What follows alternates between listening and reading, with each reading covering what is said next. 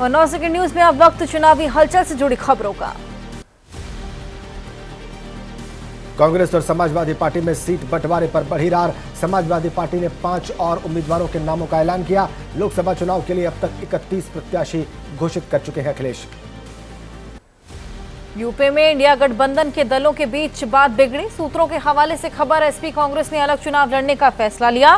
Seat sharing पर बात नहीं बनने को बताया मुख्य वजह।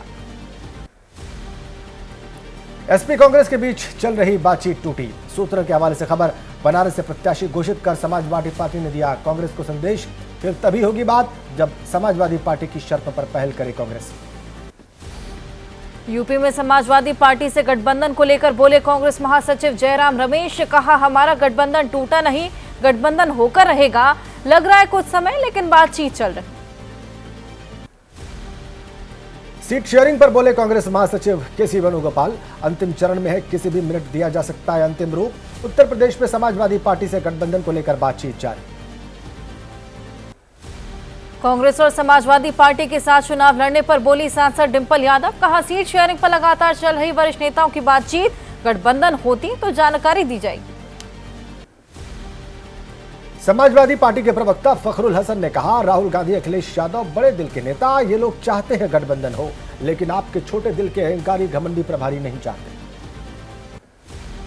समाजवादी पार्टी के नेता मनीष जगन अग्रवाल ने एक्स पर लिखा, एसपी ने कांग्रेस को जमीनी हैसियत से कहीं अधिक 17 सीटें देने का फैसला लिया, फिर भी कांग्रेस गठबंधन को तोड़ने पर अड़ी। सपा कांग्रेस के बीच गठबंधन को लेकर पेच फंसने का दावा। आरएलडी नेता रोहित अग्रवाल ने एक्स पर लिखा, इंडिया गठबंधन की दशा देखने के बाद एक बात साफ, उत्तर प्रदेश इस बार इतिहास रचेगा। समाजवादी पार्टी की तीसरी लिस्ट में 5 उम्मीदवारों का ऐलान। बदायूं से धर्मेंद्र की जगह शिवपाल उम्मीदवार। कैराना से इकरा हसन प्रत्याशी। एसपी विधायक नाहिद हसन की बहन है इकरा। यूपी में बड़ी सियासी हलचल। एसपी प्रदेश अध्यक्ष नरेश उत्तम पटेल और कुंडा से विधायक राजा भैया की मुलाकात।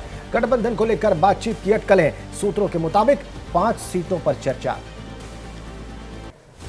यूपी में राहुल की भारत जोड़ो न्याय यात्रा आज पहुंचेगी कानपुर। घंटाघर पर राहुल गांधी जनसभा को करेंगे संबोधित। कानपुर में यात्रा अब सिर्फ 2 किलोमीटर की ही रहेगी। पहले यात्रा का रूट 28 किलोमीटर का था।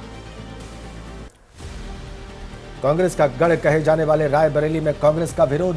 रायबरेली में राहुल गांधी की भारत जोड़ो न्याय यात्रा के दौरान राहुल गांधी को दिखाए गए काले झंडे। घटना का वीडियो वायरल।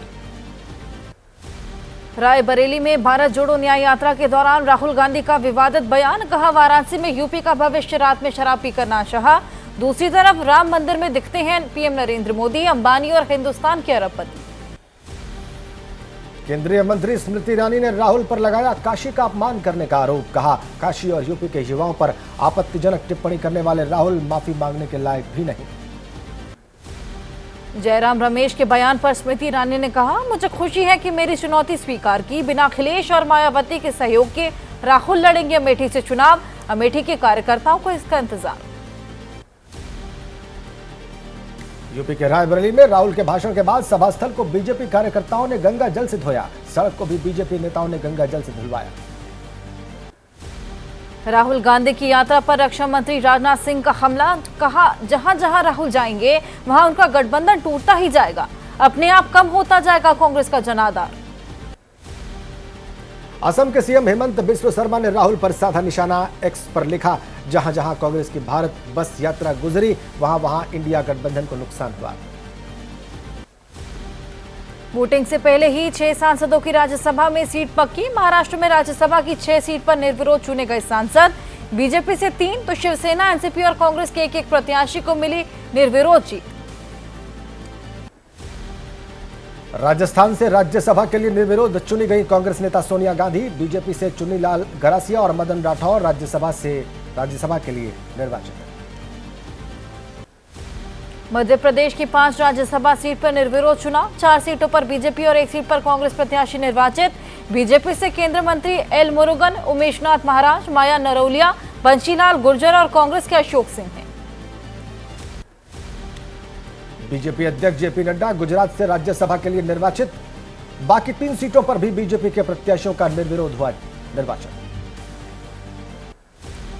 मुंबई में पार्टी की बैठक के बाद बोले एमएनएस अध्यक्ष राज ठाकरे, नेताओं के साथ लोकसभा चुनाव को लेकर चर्चा हुई, जल्द होगा सीट पर आखिरी निर्णय।